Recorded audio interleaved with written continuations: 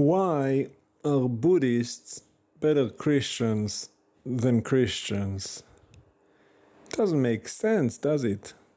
And yet, it's the truth. Buddhists. My grandfather has a maid. She's Buddhist. Very kind person. Very nice. Always willing to help. Always a smile on her face. Not because her life is all that, no, she suffers greatly. She is from Sri Lanka. Her husband died many years ago.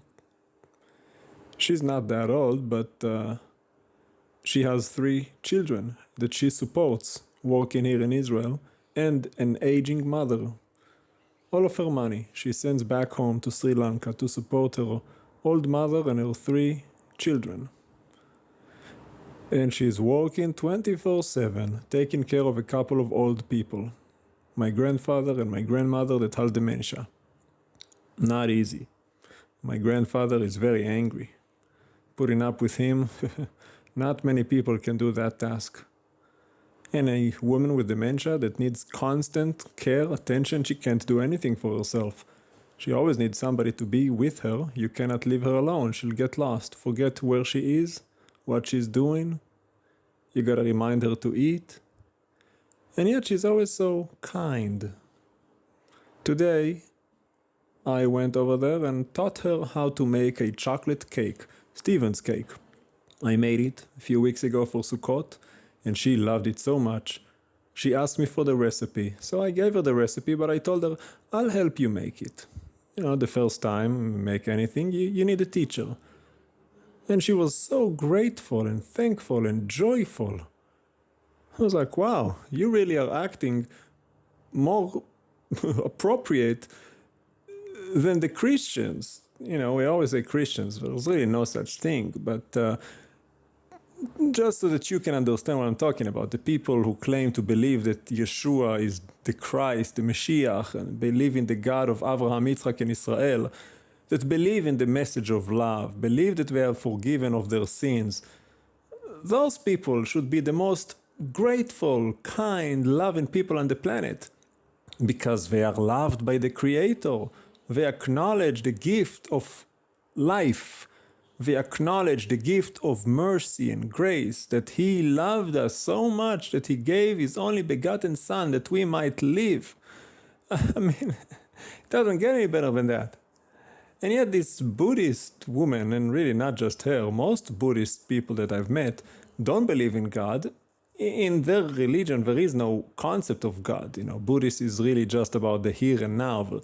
God is not even on their minds.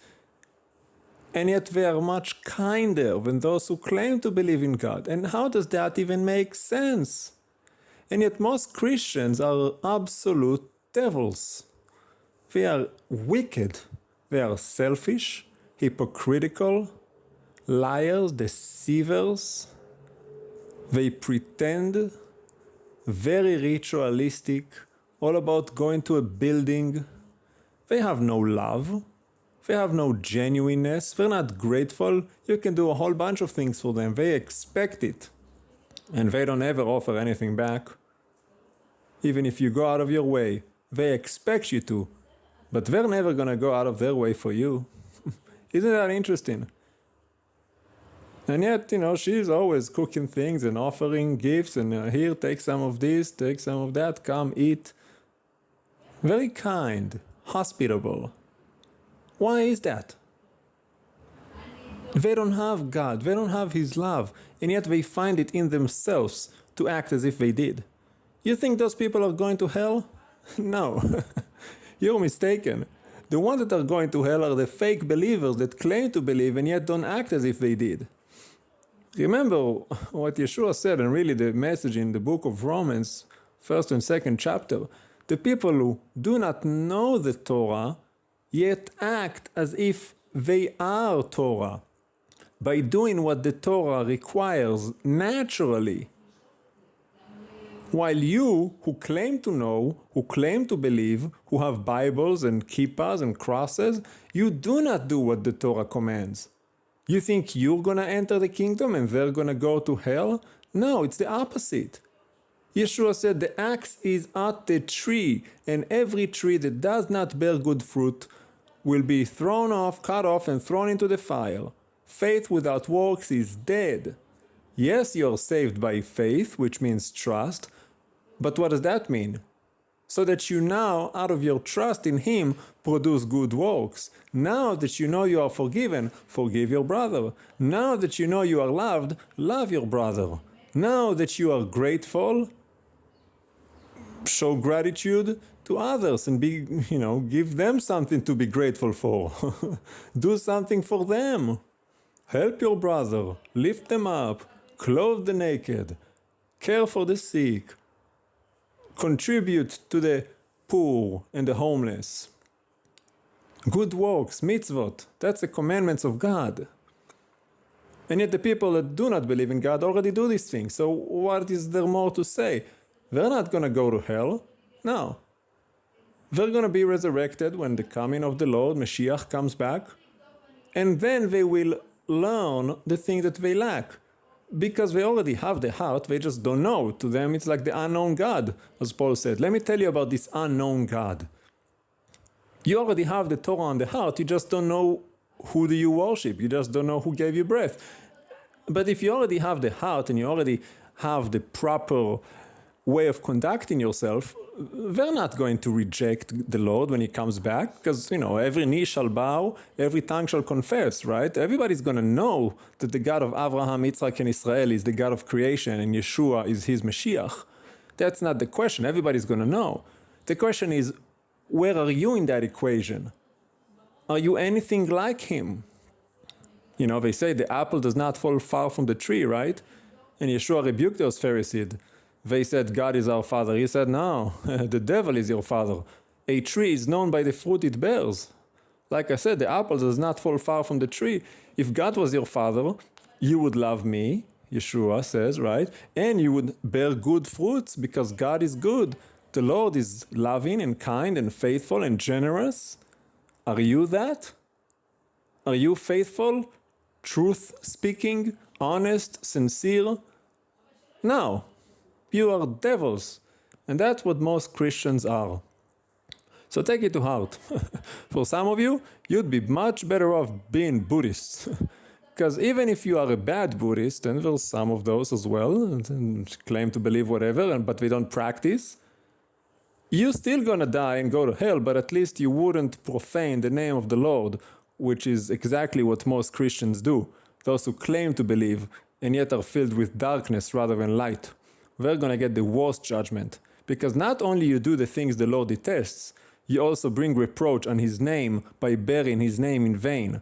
And that's violating the third commandment, thou shalt not bear the name of Adonai your God in vain, for Adonai your God will not cleanse anyone who bears His name in vain. Pretending to be a follower when you are not is blasphemy, the worst sin, and you will pay the price. It makes me cry. I cry quite a bit. I cry when I think about those who claim to be believers, how they act, that a believer could act so unkindly, so mean and nasty. It makes me sad. And it makes me ashamed. I've seen people who say they believe in God act so mean and nasty. They can insult you so easily. The ones that you even help, the ones that you teach. Last week I helped 2 homeless people.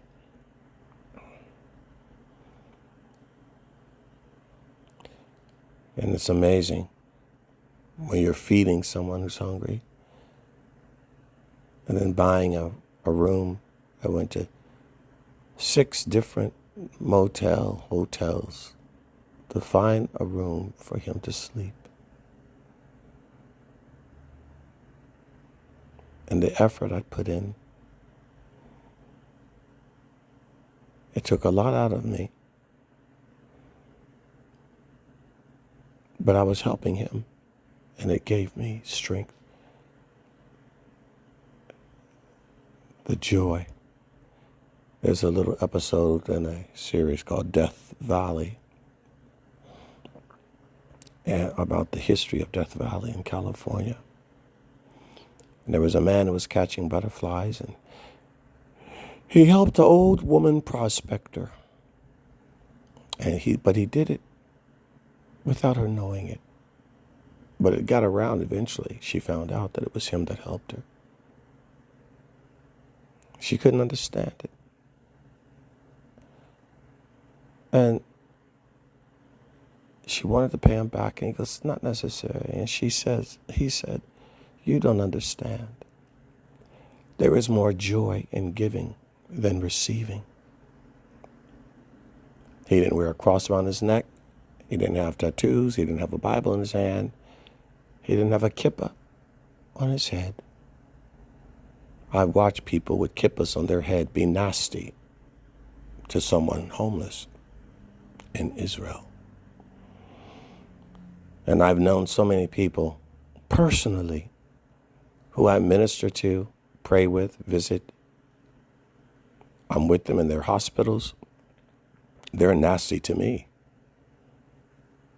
Isn't that interesting? I have found so many people who claim to love God, no matter your role in their life, they are mean, unkind. They don't receive correction, and they wait for any moment of anything wrong they can see in you to throw you under the bus. They're not kind. They don't spend time with you. They're not interested. The homeless guy wouldn't stop trying to spend time with me. He just met me. And just a few acts of kindness over a few days. It's a strange thing, isn't it? The Buddhist mother of a young man that I've been mentoring for, nearly 20 years. Whenever I was sick or anything, she was the first to come to my door with homemade foods and breads and anything. She said, "Because I appreciate what you do for my son." She's a Buddhist. Never had a Christian person say that or do that. The Buddhist appreciates what you do for my son, she said. There was nothing I could ask that she would not do because she appreciated how I helped her son.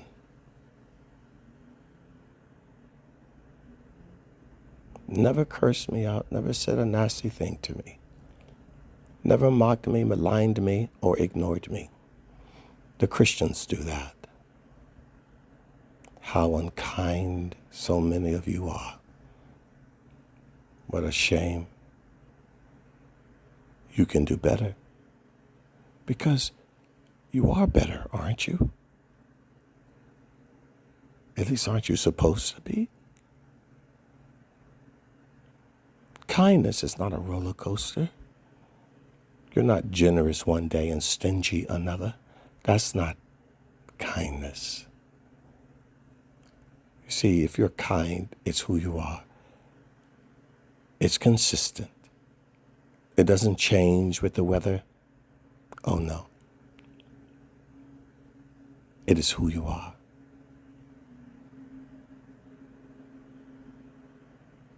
Faithfulness, goodness, loyalty. What a blessing it is to give and to help,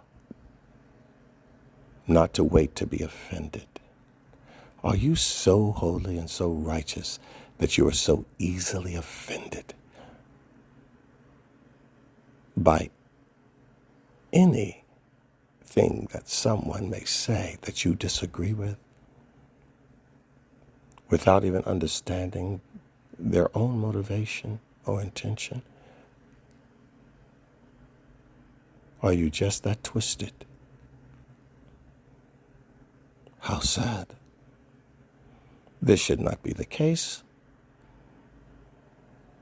You are a person who knows the Lord. You mustn't bring that kind of shame on your testimony or on your God. Are you that inclined not to forgive your brother? Some people, you have to be so careful what you say, because you know they are waiting to take your head off. And you are the ones with Bibles. You say you know the Lord. Your actions say differently. Your attitude more than sometimes your actions.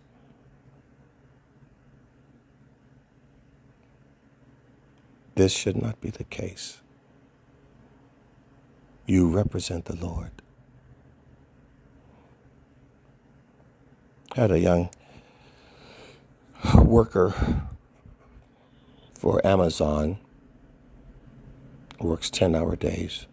On one of my morning walks, he ran into me because I like to go and walk before the sun rises without the noise of the population, the noise of society, what I call the noise of mostly sin, particularly around the coast. I live near the coast. I don't want the cacophony of industry, cars and buses, trains, automobiles. I want to have a moment of meditation someplace away.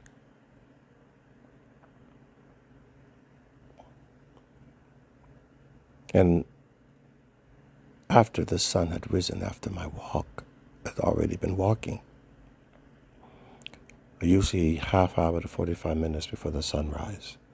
And I may finish another 15 or 20 minutes while the sun is barely up, but the sky is lit. And there was a young man who just gotten off of work, I found out later, from his shift, a night shift. But he goes to the beach, does some exercises, and then goes home to decompress from working, I guess. He ran into me. We had some words, some things that he had said that made sense, and I complimented him about his knowledge in a certain area. And then he proceeded to talk about things he did not know.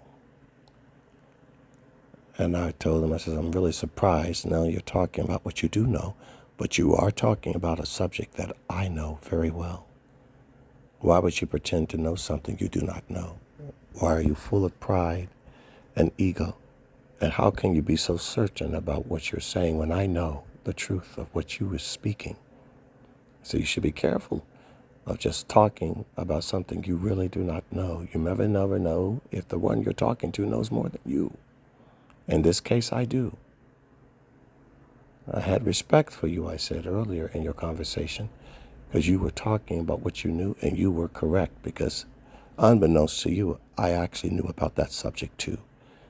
You left me no room to correct you on anything you were saying, because as I was listening, you were correct.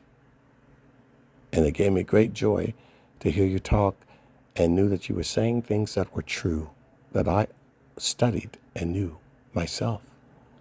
But then you switched to the conversation about the Bible, and you had the same confidence about the Bible that you had about the other subject. But in this, you don't know what you're talking about, because I know that subject very well. And I said, that is not a way to live your life. Don't be overly confident about something you really don't know. Why would you want to do that? To project your ego or your pride or your vanity. I told him, I said, I don't talk to or help people unless they want to be. And why would you tell someone something unless they're seeking to know it? Blessed are those who hunger and thirst after righteousness, they shall be filled. You're not hungry, you think you know already. You're not thirsty, you think you're drinking the water. And you're not.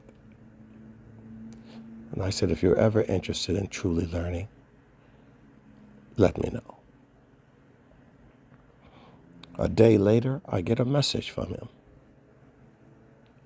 And the message was, I'm ready to be a student. I need a teacher.